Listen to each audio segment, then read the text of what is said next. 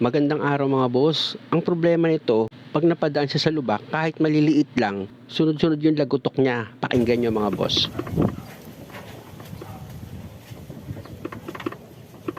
Narinig nyo naman, di ba, nang inuga ko itong steering coupling niya? Lumalagotok. Gamit ka ng number 12 na box wrench, alisin mo yung bolt niya. Dalawa yan, isa sa taas, tapos isa sa baba. Ayan yung bolt to, ayan, di ba? Ayan yung bolt niya. Tapos ito naman yung sa baba. Tatanggalin mo rin yung bolt niyan. Kaya naman lumalagotok yan mga boss dahil nga sa may cross joint yan na maliit. Malamang basag na yun. Balik tayo mga boss. Pag maluwag na yung bolt dito, pwede mo na yung kamayin para mabilis mong matanggal. Tapos kuha ka ng ball hammer mo. Yan ang gagamitin mong pantulak. Bali palupaluin mo siya paangat para bumitaw siya dito sa steering pinion mo. Kaunting tiyaga lang bibitaw din yan, di ba? Tandaan nyo mga boss, para hindi magbago yung alignment ng manibela nyo, dapat same position pag binalik nyo. Tsaka mo ngayon hilahin itong steering coupling mo pababa para bumitaw na siya dito sa steering column. Ganun lang, kita nyo, tanggal na. Ang problema nito mga boss, naganap yung customer tapos bumalik, wala daw siyang mabili. Kaya ako na lang ang dumiskarte, naganap ako ng cross joint tapos pinakabit ko dito sa machine shop. Alam ko naman na may kamahalan ito, lalo na pag original yung kukunin ko. Unang-una may plan B pa naman, na kahit papano nakamenos yung customer. Kaya nga hindi ko na dinala sa mga ordinaryong nagwe-welding dito na sa machine shop para sigurado ako na maayos yung pagkakabit nila dahil dyan sila sanay.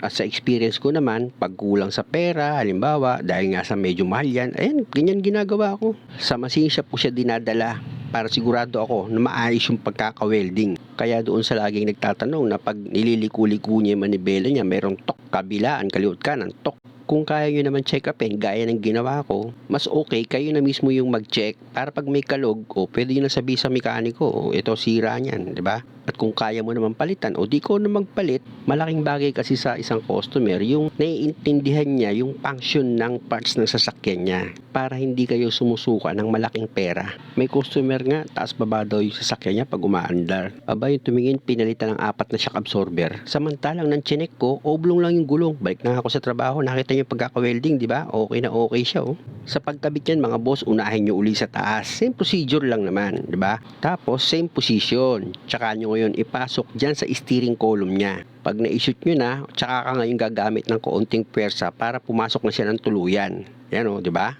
Pag okay na, sa pinion naman, ipasok mo rin siya. Tandaan nyo mga boss, hindi ko na naipakita. Pinahiran ko ng kaunting grasa yan para hindi ako mahirapang magsalpak. At pag na-shoot nyo na sa pinion at mahirap isalpak, pwede nyo paluin pero alalay lang. At pag okay na, balanse na yung pagkakalagay nyo, pwede nyo nang ilagay itong 2 bolt niya na number 12. Mahalaga mga boss, ang paghigpit nyo dyan ay talagang mahigpit. Kasi pag medyo maluwag yan, pwedeng makarinig ka pa rin ng ingay. Dadalawa lang naman yung bolt na yan mga boss, kaya kayang-kaya mo na siguro higpitan yan ng maayos.